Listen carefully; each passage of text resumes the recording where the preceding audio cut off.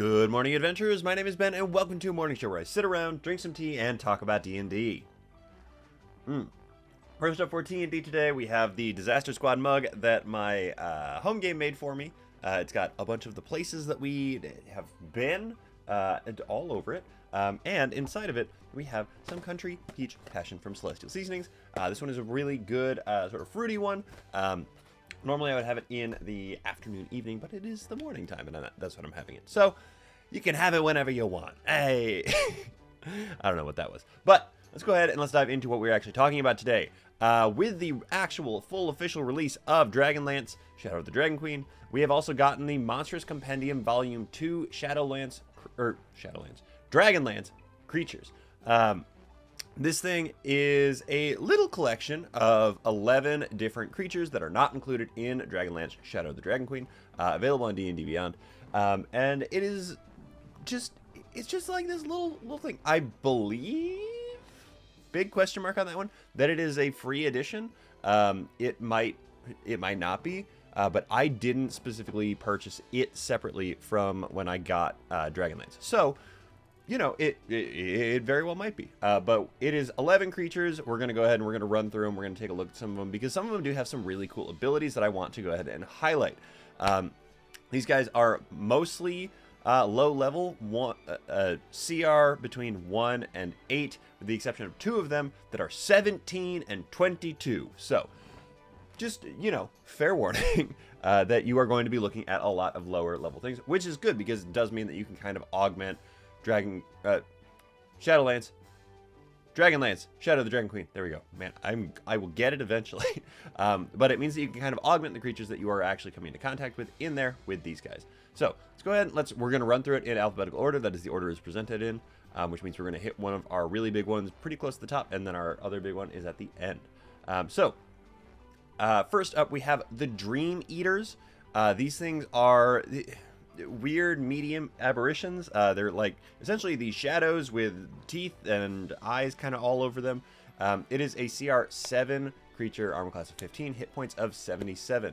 Has a 0 regular speed, fly speed of 50 feet. Now this thing is very interesting because it is very much like ghost based, and there's a lot of ghostly kind of things going on with it. But the thing that I want to actually like sit on here is actually one of its bonus actions. First off, a lot of these things and a lot of recent creatures have specifically listed bonus actions and reactions and stuff like that in their stat blocks, which I really appreciate because we were just not getting any monsters that had those abilities spelled out for us, which means that you were wasting bonus actions on monster turns while the players could have them sort of willy-nilly. So I'm really appreciating that they are having them in here.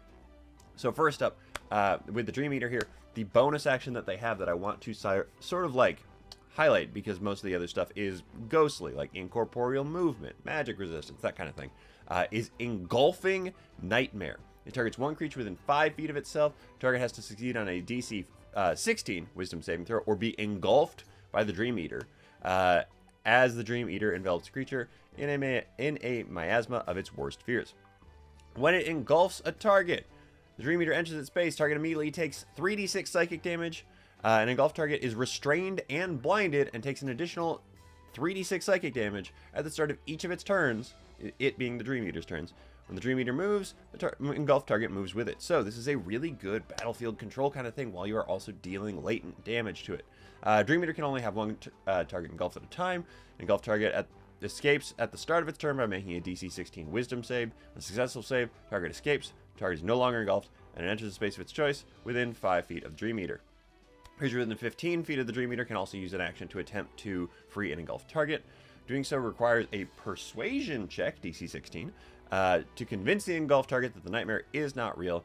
The creature making the check takes 3d6 psychic damage, regardless of success or failure, as its mind brushes against the nightmare. So, this is a very, very, very interesting kind of thing because, one, like I said before, battlefield control, you can move people around, dealing just like standing damage.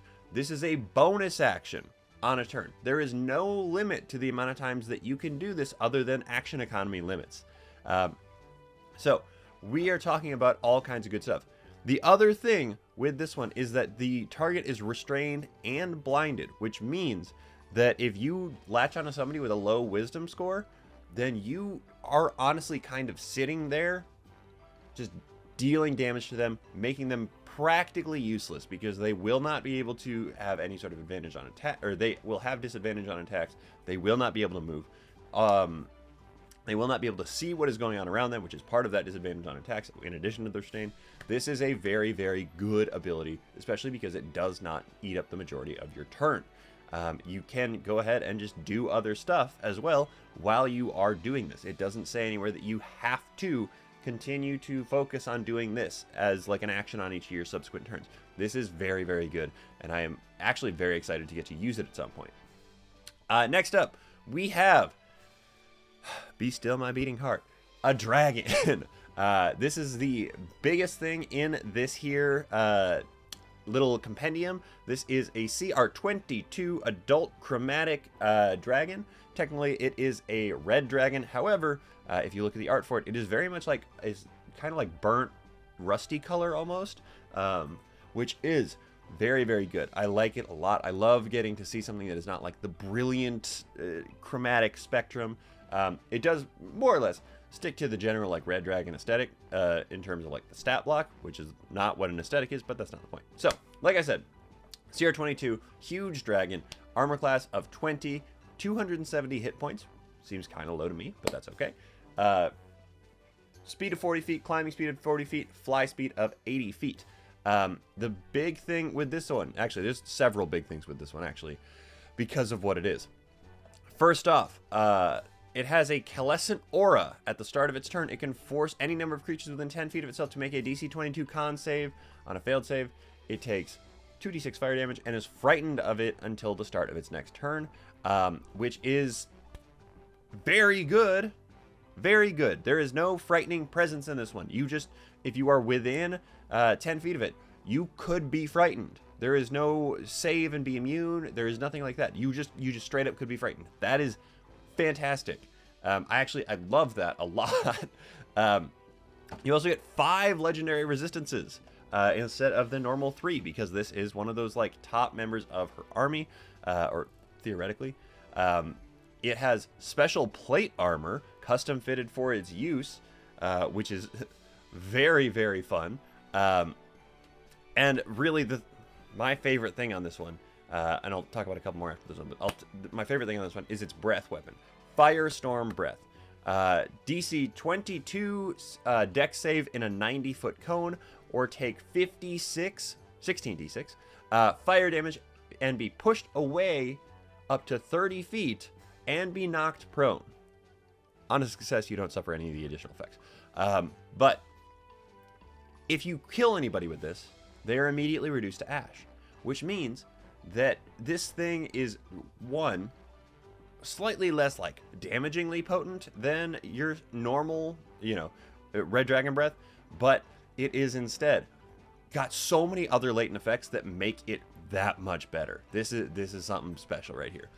Bonus action, again listed out, you can alter shape, turning into a vulture or a mage while retaining your current damage immunities, alignment, hit points, and hit dice, as well as all your mental scores. Transformation ends if he uses a bonus action to end it, or he's reduced to 0 hit points. So, easy like scouting, that kind of thing. Legendary actions, the one that I really want to talk about here is Pursuit.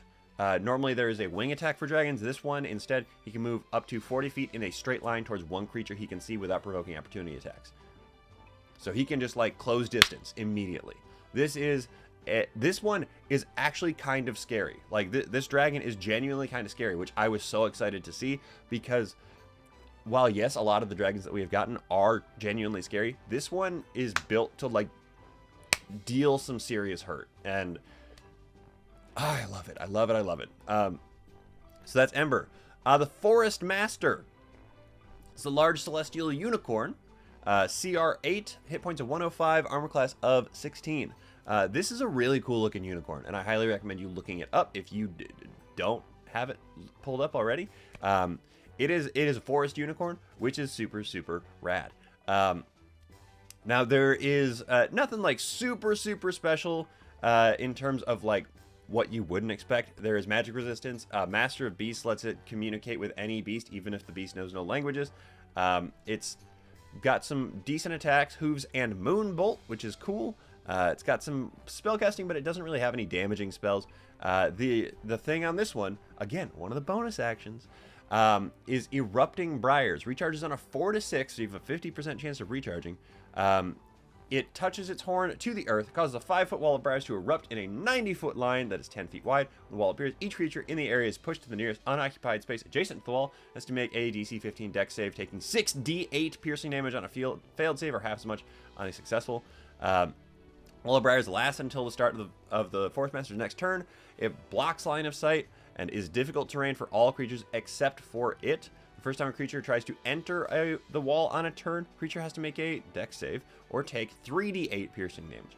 This is such a good, like, set up the battlefield kind of ability that you can recharge basically coin flip every time. So I love this. I think it's so cool. In addition to the fact that it has a reaction listed here, which is Misty Escape, which if it takes damage from a melee attack, it immediately can teleport 30 feet on a reaction, so action economy still. But that's so good. But yeah, I love that you can do all your stuff with your normal action, and then you can still have this big setup move as a bonus action on your... It makes it feel more powerful and more potent.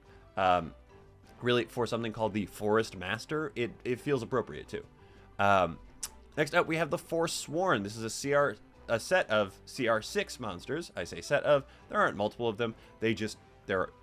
There are multiple of them, like in the larger sense of everything, you know. So, medium undead, AC of 18, hit points of 82, speed of 30 feet. Like I mentioned, CR6. So, nothing overly special with this one. Notable that it has spellcasting, and one of the spells that it can cast once per day is Wall of Force, which is a high level spell for a CR6 to be able to just kind of like toss out there. But whatever, because they're kind of like amorphous, we see things that are normal, like incorporeal movement and unusual nature. But again, bonus action is the thing I want to hit on this one. Recharge of 5 or 6. Phantasmic Battalion. It summons a battalion of ghostly soldiers to its aid. Ghostly soldiers fill a 10-foot cube centered on the Forsworn. Move with the Forsworn until the Forsworn moves, and it lasts until the start of its next turn. While the ghostly soldiers are present, the area they occupy is considered difficult terrain for all creatures except the Forsworn. The Forsworn's reach for the melee weapon attacks increases by 10 feet. It's just cool. It's just like... Yeah, yes, it provides some good mechanical benefit, but it is genuinely just pretty cool, and I like it a lot. It is a good flavor thing. It's a cool thing to be able to do as a bonus action, because again, while there's no like major mechanical stuff to it, you get that reach increase, you get that difficult terrain, and that does help bolster the idea that they are like ghost soldiers, essentially. Next up, we have the Urda, specifically the Urda Seeker. CR1 here. Nothing too crazy here, but it's got, multi-attack, got a blade. Augment physicality, where it changes its physicality to increase in size, becomes large, makes strength and dex checks with advantage. All of that kind of thing, which is cool. In addition to being able to change shape, magically locate different humanoid. Honestly, they look kind of like the Na'vi from the James Cameron Avatar movies. Just my opinion. But the thing that I want to talk about, bonus action, Veil Walk, recharge of 4 to 6. So again, coin flip recharge here. Seeker, along with any equipment it is wearing, turns invisible and teleports to an unoccupied space it can see within 30 feet of itself. It remains invisible until the start of its next turn, or until immediately after it makes its first attack roll, whichever comes first. So the reason that this is good, that might not jump out to you immediately, is that you can do so much battlefield setup with this one. If at the start of its turn it turns invisible and teleports away somewhere, anywhere within 30 feet of it, it then also has its 30-foot movement to move. It has an action to potentially dash while still being invisible, or it can do its augment physicality or change shape without becoming visible again, because the only stipulation for breaking the invisibility is an attack. So you can do so much with this. Like, if somebody comes up and goes, it can turn invisible, teleport, walk around the corner, turn itself into something else, and then on its next turn, walk back around the corner and be somebody else entirely. Like, there is so much setup potential, like strategic potential with this thing, that the fact that it is a bonus action feels almost broken to me, as a lot of these do. But it does, again, I really like that they're putting them in here because they make them feel more versatile than maybe they even actually are. And then we have the Urda Veil Keeper. This is a medium giant, who is actually a sorcerer, apparently. Armor class of 13, hit points of 49, challenge rating 4. This thing, it is interesting. The most boring thing about it, I think, is its spellcasting, actually, where it can do some mostly non-damaging spells, with the exception of Phantasmal Force. But the thing that I want to hit on is going to be its reaction, because its actions are largely similar to the Seeker that we just talked about. There is the Augment Physicality, there is the Change Shape. Its attack is a Mirage Flare instead, so it's more of like a spellcasting kind of attack. And so a lot of that is pretty standard. But the reaction, Obscuring Mist, if a creature within 30 feet of the Veilkeeper that it can see is targeted by an attack, it can surround that creature with an illusory mist, granting the creature half cover.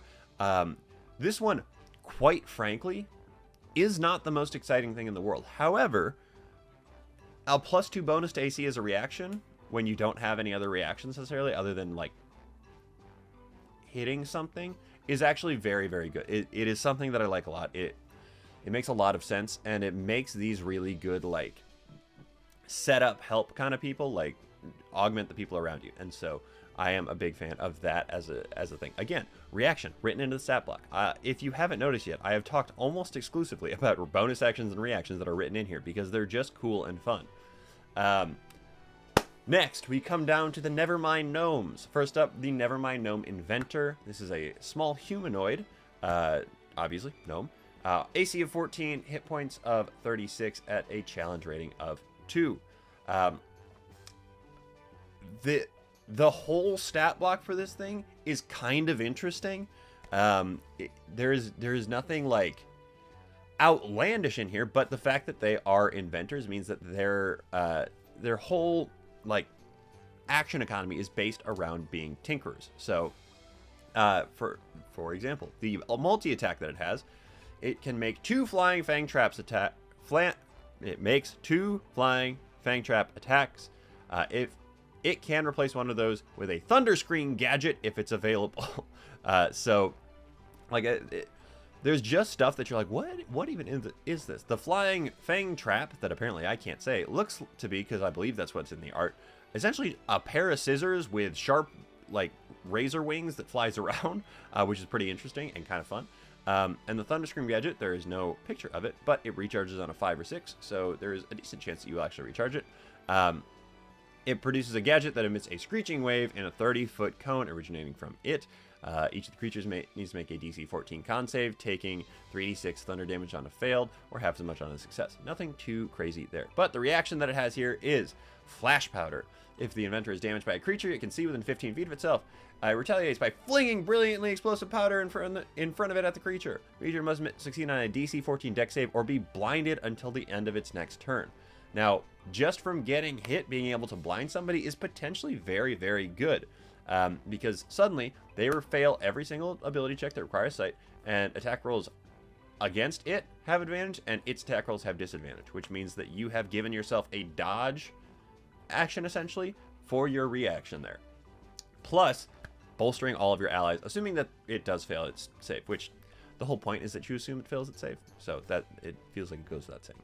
The Nevermind Gnome Mastermind, again, small humanoid, AC of 15, 82 hit points, at a challenge rating of 5.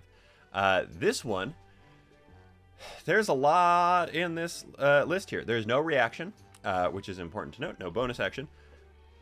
However, it's thing that I want to, like, sort of touch on real quick, and I'm not going to go through all of them too in depth because I know that we're starting to run a little bit longer than I intended to originally, is the Generate Gadget recharge on a 5 or 6.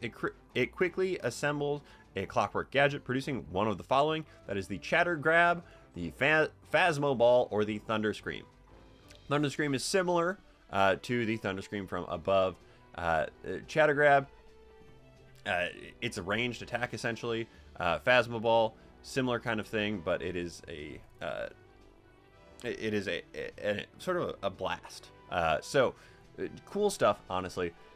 I do like it a lot. It's very interesting, but you have to read them. Quite honestly, you just kind of have to read them. Next up, probably the most normal, and by probably I mean definitely the most normal thing in this entire set here, the Thanoi Hunter. This is a walrus person, medium monstrosity, 14 armor class, 32 hit points out of challenge rating 1. There is almost nothing overly specific and special about this guy, other than the fact that he is a walrus. They can hold their breath. They have pack tactics, but then their actions are just multi-attack using a bone harpoon and a tusk. And the bone harpoon, while you might think it might be something cool that they like shoot out of their face, it's literally just a harpoon with some bone. So among all of these really weird specific things, we do have something that's just kind of normal here. Next up, second to last actually, we have the Traag, Traag, Draconian. My brain says Traag, but that doesn't sound right to me at the same time. Armor class of 14, hit points of 68, challenge rating of 5. This thing is brutal, quite frankly. Specifically starting with its first thing in its ability stat block, Blood Frenzy, it has advantage on melee attack rolls against any creature that doesn't have all of its hit points, which means that it has advantage on pretty much everything after a fight really gets kicked off. In addition to controlled fall, if it falls and isn't incapacitated, it essentially has a slow fall, where it just reduces the fall by 50 feet essentially, but not the damage. So, take that as you will. And Death Throes, if it is reduced to 0 hit points, its body erupts into a sludge that fills a 10-foot radius sphere, while the creatures that fail their dex saves are covered in the sludge. Its speed is halved, which is very good if you're fighting several of these. Its claw attack, nothing special, nothing to write home about, but the Flaming Carnage recharge of 5 or 6. It indulges its rage, wreathing itself in fire and moving up to its speed. Draconian enters a creature's space during this movement. When it enters a creature's space, it has to make a DC 14 dex save or fall prone and take 4d10 fire damage. If it does successfully save, it is pushed out of the way instead, and takes half as much damage. This is a very good way to, get all of that damage started off on a bunch of different creatures, because suddenly you have done a little bit of damage to each of them, which means suddenly you have advantage on all of them, which is not a bad thing. Violent Retaliation. If the creature within 10 feet of the Draconian hits it with an attack, it can make a claw attack against the creature, dealing an extra d8 of slashing damage on a hit. So, again, this thing is built to hit stuff, and to hit stuff hard. Finally, we have the Verminard. Verminard is what I'm going to go with. This is the other big one. This is a medium humanoid. It's a human cleric, actually. Armor class of 20, hit points of 143 at a CR of 17. This is apparently one of the generals in the dragon army. This thing is scary, quite frankly. While those like introductory stats might not seem terrible, we've got quite a bit of stuff going on here. To start off, whenever a dragon or draconic command, whenever a dragon or draconic or a creature with a draconic devotion trait within 30 feet of it makes an attack roll, it can add a d4 to the rolled attack roll. That is passive. It can just do it. 3 legendary resistance, special equipment, +2 plate armor, and the special mace Nightbringer, which gives him dark vision as well as immunity to fire and the charmed and frightened conditions. I've been talking too much. Attacks. Multi-attack can make Nightbringer attacks dealing an additional 44 radiant damage, and it must succeed on a DC 20 con save or be blinded until the start of its next turn. Start of Verminard's next turn. Malediction. Utters an unholy word causing profane fire to descend upon himself and one creature, or descend upon one creature it can see within 60 feet of himself. There we go. Has to make a DC 18 dex save or take 2d10 necrotic plus 2d10 radiant, or half as much on a successful save. Some very good spells here at a spell save DC 18. Things like Bane, things like Freedom Movement on himself, Revivify, Greater Restoration, Hold Monster, all good things. Bonus action, here's an important one. Dragon Queen's Favor, 5 times per day. He or a creature he can see within 60 feet of himself magically regains 2d12 plus 4 hit points. Healing is a bonus action on your turn. Basically free otherwise, because you don't have other things you can do with your bonus action in this setup here. And then, honestly, it's legendary actions, not that exciting. But that is all that we get in this new little monster compendium here. I'm so sorry that it went so long. I didn't realize how much I was talking. But let's go ahead and let's talk about the shows that we have for today. Today, Wednesday, we have Dimension 20, of course, the new season, so good. Knocked Prone, Venture Maidens, Trials and Trebuchets, and Roll Out. Go check them out, guys. Let them know that I sent you, because, again, someday somebody is going to say something to me about it, and I'm going to think that it's funny, but until then, I'm going to keep asking you guys to do so. But that is everything I have to talk to you guys about. So, let's go ahead and do a little wrap-up here. Thank you guys so very much for making me part of your morning routine. I really do appreciate it, and thank you so much in particular to my Nope, not my patrons. I don't have them anymore. To my subscribers. If you're interested in becoming a subscriber, check out the little box below here if you're on YouTube, or subscribe to me wherever you get your podcasts. But yeah, that is everything I have. So, with all that said, everybody, don't forget, drink tea, play D&D, and keep on rolling.